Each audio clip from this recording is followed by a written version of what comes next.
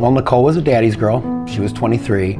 She loved kids, wanted to actually work with developmentally disabled kids. She was learning sign language. She's a great mom. Devin was your typical 4-year-old rambunctious little boy, loved his Matchbox cars. We'd lay on the kitchen floor for hours, lining them up and playing, and he always managed to give me the one with the broken wheel every now and again, but that was fine.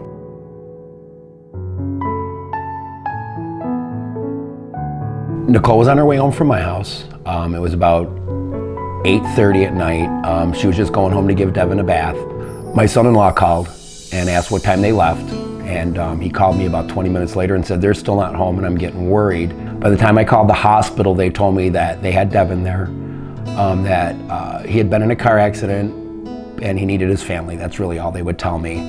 So we all rushed to the hospital, and then they brought us to this room where they had some counselors there, and they proceeded to let us know that Devin had passed away. They let me go in and hold him and say goodbye to him. Excuse me. Which was by far the hardest thing I've ever had to do in my life.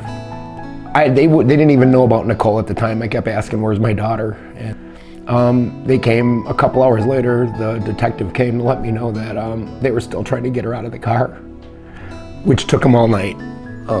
They said 8 to 10 hours. They wouldn't even let me identify her at the morgue. She was crushed to death. She was in that bad a shape.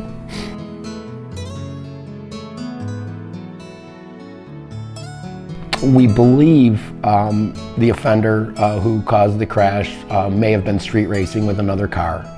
It was never proven. There were never any charges filed on the other driver, but we feel he might have been street racing, but he was speeding. They said there was no way to actually judge the exact speed because there was no braking involved. That's how fast he was going, but they said in excess of 100 miles an hour when he hit the kid's car.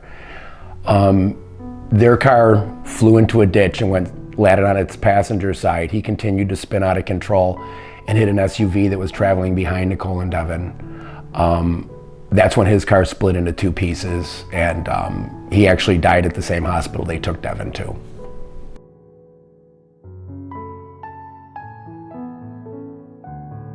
After the crash, when I got home, I was immediately physically ill.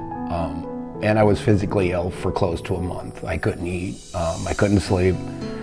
My son-in-law had, again, a really rough time. His whole family had been wiped out at that point. And he went way down into that hole that us parents go into when our children die.